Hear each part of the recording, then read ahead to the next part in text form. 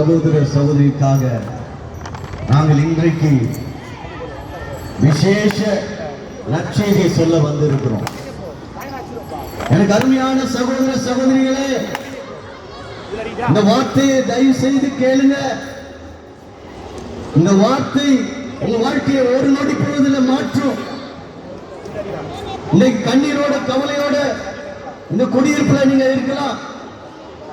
நம்ம வாழுகிற இந்த காலம் கடைசி காலமா இருக்கிறது. உங்களுக்காக நான் ஒரு நற்செய்தி சொல்ல வந்திருக்கிறோம். இன்னைக்கு எல்லாத்துக்கும் ஒரு கூட்டம் போகுது, ஒரு ஆட்டம் பாட்டனா கூட்டம் போகுது. இந்த உலக கொண்டாட்டங்கள் திருவிழா எல்லாத்துக்கும் கூட்டம் போகுது. ஆனா இன்றைக்கு ஒரு நற்செய்தி உங்க வாழ்க்கையில சொல்ல வந்திருக்கிறோம். இது உங்க வாழ்க்கையை மாற்றும். உங்க வாழ்க்கையில ஒரு பெரிய சமாதானத்தை கொடுக்கும். உங்க வாழ்க்கையில ஒரு பெரிய விடுதலை கொடுக்கும்.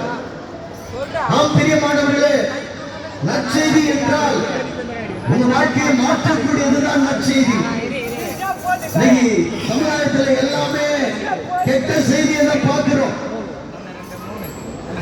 வெனிசுலா நாட்டில் யாரும் எதிர்பார்க்காத முடியாத திடீரென்று ஒரு பூகம்பம் வந்தது. அநேக ஆயிரங்கள் மரித்து போனார்கள். நான் கடந்த வாரத்தில் செய்தி படிக்கும்போது ஒரு குடும்பம், ஒரு தாய் 2 பிள்ளைகளோடு அந்த இடித்து போன இடைப்பாடுகள் கட்டடத்தின் அடியில 12 நாட்கள் உயிரோடு இருந்து பிள்ளை சாக கிடக்கிறதில்ல, தாயும் சாக கிடக்கிறதில்ல, ஆனா உயிரோடு எடுக்கப்பட்டார்கள். இந்த பிள்ளை எப்படி உயிரோடு இருந்தது தெரியுமா? அந்த தாய் கட்டடத்தின் இடிபாடுகள் அடியில தாய்ப்பாலை கொடுத்து எப்படியாவது பிள்ளை உயிரோட இருக்கணும் சொல்லி தாய்ப்பாலை கொடுத்து உயிரை காப்பாற்றினார்கள். 12 நாட்களுக்கு பிறகு அந்த கட்டடத்தின் இடிபாடிலிருந்து அவர்கள் மீட்கப்பட்டார்கள். எனக்கு அருமையானவர்களே, யாருக்கும் எந்த நிலைமையும் வரலாம். ஆனா ஒரு காரியம் புரிந்து கொள்ளுங்க, நம்ம வாழுகிற காலம் கடைசி காலமாக இருக்கிறது. மும்பை பட்டணத்துல ஒரு பெரிய பிரிட்ஜ் கட்டினாங்க.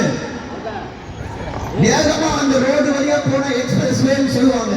அந்த ரோடு வழியா போனா சீக்கிரமா போயிடலாம். அப்படி 7000 கோடி செலவு பண்ணி போன கட்டடம் சமீப காலத்துல கடந்த வாரத்துல பெரும் மழையால பாதிக்கப்பட்டு நிலச்சரிவு ஏற்பட்டு இடித்து போனது. நம்ம வாழுகிற இந்த காலம் நிலையற்றது பிரியமானவர்களே, வாழுகிற இந்த பூமி நிலையற்றது. ஆனால் இயேசு கிறிஸ்து நேற்றும் இன்றும் என்றும் மாறாதவராய் இருக்கிறார். இயேசு கிறிஸ்து என்றைக்குமே மாறாதவர். அவருடைய குணம் மாறாது, அவருடைய அன்பு மாறாது, அவருடைய இரக்கம் மாறாது, அவருடைய சுபாவங்கள் மாறாது. என்றைக்கும் உங்களை நேசிக்கிறவராய் இருக்கிறார். என்றைக்கும் உங்களை ஆசீர்வதிக்கிறவராய் இருக்கிறார். அதனாலதான் 2000 ஆண்டுகளுக்கு முன்பாக இயேசு கிறிஸ்து இந்த பூமிக்கு வந்து மனித அவதாரம் எடுத்து நம்முடைய ஜீவனையே கல்வாரி சிலுவையிலே கொடுத்தார், ரத்தம் சிந்தினார்.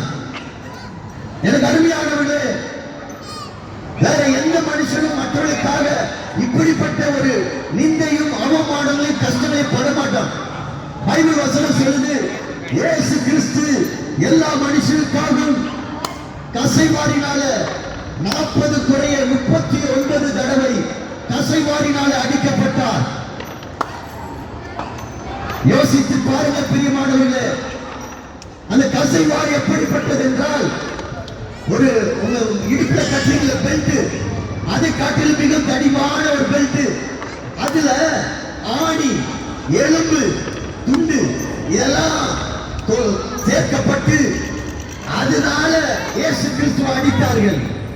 எனக்கு அருமையானவர்களே, யோசித்து பாருங்க, வீட்டுல அம்மாவோ இல்ல ஸ்கூல்ல டீச்சரோ ஒரு பரம்பரை வச்சு அடிக்கும் போது துடிச்சு போறாங்க பாருங்க, பசங்க துடிச்சு போறாங்க. இயேசு கிறிஸ்துவை அடிச்ச அந்த வார் பாத்தீங்கன்னா அதுல முள் இருந்தது, ஆணி இருந்தது, எலும்பு துண்டு இருந்தது. உங்களுடைய பாவங்களுக்காக, உங்களுடைய அக்கிரமங்களுக்காக இயேசு கிறிஸ்து அதை சகித்தார். பிரியமானவர்களே, முள்முடி சுமந்தார். எப்படிப்பட்ட முள்முடி? மிகவும் பெரிய முள். அந்த முள் தலையில ஏறிச்சுனா மண்டவோடைய தொலை போட்டு உள்ள இறங்குகிற முள். அப்படிப்பட்ட முட்களினால செய்யப்பட்ட முள்முடி பிரியமானவர்களே, அந்த முள்முடியதான் இயேசு கிறிஸ்து உங்களுக்காகவும் எனக்காகவும் சுமந்தார் பிரியமானவர்களே. ஏன் தெரியுமா? இயேசு கிறிஸ்து இந்த மனுக்குலம் எல்லாம் பாவத்தில் அடிமையாக இருக்கிறார்கள். பாவத்திலிருந்து மீட்கப்படும்படி, அவர்கள் ரட்சிக்கப்படும்படி நான் சிலுவையிலே என்னுடைய ஜீவனையை உலக மக்களுக்காக கொடுக்கிறேன் என்று சொல்லி எல்லா உபாதைகளையும் எல்லா பாடுகளையும் சகித்து சிலுவையில ஜீவனை கொடுத்தார் பிரியமானவர்களே. ஆம் பிரியமானவர்களே, இயேசு கிறிஸ்து செத்து போன ஒரு தேவன் அல்ல, இன்றைக்கு உயிரோடு இருக்கிறவர். அவருக்காக இங்கே நாங்கள் சாட்சியா இருக்கிறோம்.